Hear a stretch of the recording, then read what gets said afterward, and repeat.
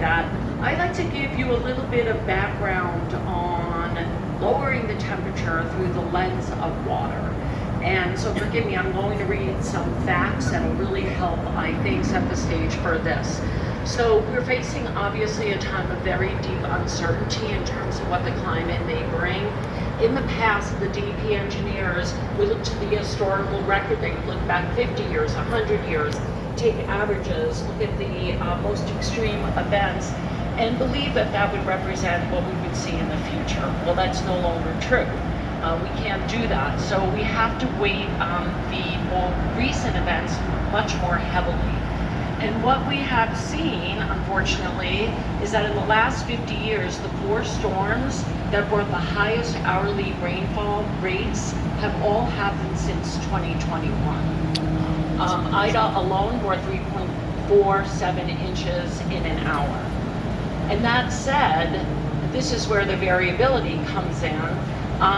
This summer has been the driest summer in a quarter century, in 25 years. We have 40% less rainfall than average. And that's coupled with flash floods that occurred in August and September, bringing the second wettest hour of rainfall in the last 50 years.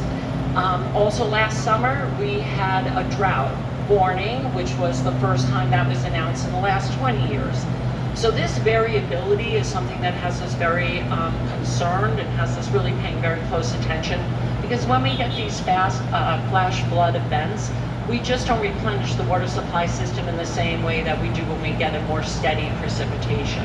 Also the trees would feel that as well, because they're not being saturated in the same way that they would be with the steadier flow of water.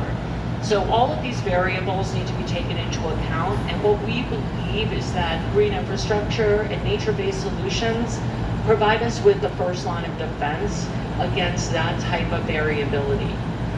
What we also see, and I need not tell many people in this room who are actually my colleagues and working with me and actually have promoted a lot of these ideas, is that one of the best lines of defense is really our multidisciplinary approaches to solving these problems.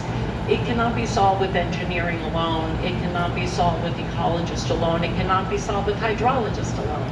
It cannot be solved with advocacy alone. It really does take a community-based approach to really thinking, how do we solve these problems? And one of the things that I have also found very humbling in my career is when I walk through communities with community members.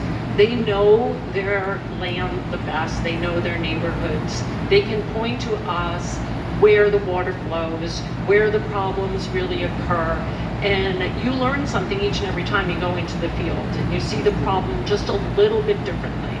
So again, I just want to encourage us all to continue to work together to solve these tremendous challenges. When DEP is looking at green infrastructure, we're looking at it from the point of view of how can we accomplish multiple objectives at once. We want to protect the environment, we want to address these climate variability, and we want to clean our waterways. We want to provide cleaner drinking water when we protect the watershed lands with green infrastructure, and we want to protect the water quality in our receiving streams and tributaries when we are reducing combined sewer overflows, when we are managing stormwater, polishing the stormwater, and really changing our mindset. When we worked with the Dutch and with members of the Danish community in Copenhagen, I really felt like we had a mind bend. It was like a complete change in approach, because we used to believe in the city of New York that ditching and draining, creating a sewer system, getting the water to leave as quickly as possible was the best solution. What they have done, what the Dutch have done, is that they invite the water in.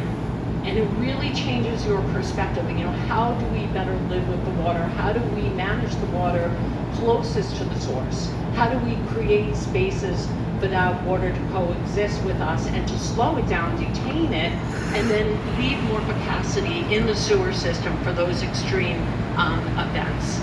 And so that's how we started to develop this green infrastructure program, and the concept of really utilizing nature-based solutions, whether it's a rain garden, whether it's an infiltration basin, whether it's a cloudburst solution that's looking at a neighborhood scale investment where it could take various locations within the community. Mainly those are parks. We could not do this work without the partnership that we have at the Parks Department, without the partnership that we have at NYCHA and without schools. DEP, frankly, has no land really in the city. Most of the land that we have is occupied by our treatment facilities and our pumping stations. So without access to property, we would be nowhere on this. And so I want to certainly acknowledge, and the Parks Department doesn't only provide their property, they provide intellectual capital to partner with us as well. So I just wanted to acknowledge that. But beyond the green infrastructure program and some of the policies that we've developed around stormwater management, we have started to notice that we can't do this alone either in the public sector. About 50% of the land in New York City is within the public ownership, and about 50% of the land is in private ownership. I'm looking at Pinar Valsi here as well, because she really helped push these policies forward. We have a unified stormwater rule that requires that private developers of greater than 20,000 square feet or more, or disturbing more than 5,000 square feet, have to manage the to the maximum extent practicable of the stormwater on the site, again freeing up capacity in the sewer system. And they have to incorporate green. We really require that they do green roofs or planters or other aspects that will also green the private property. And with that, I think I'm just going to pause because we have a lot more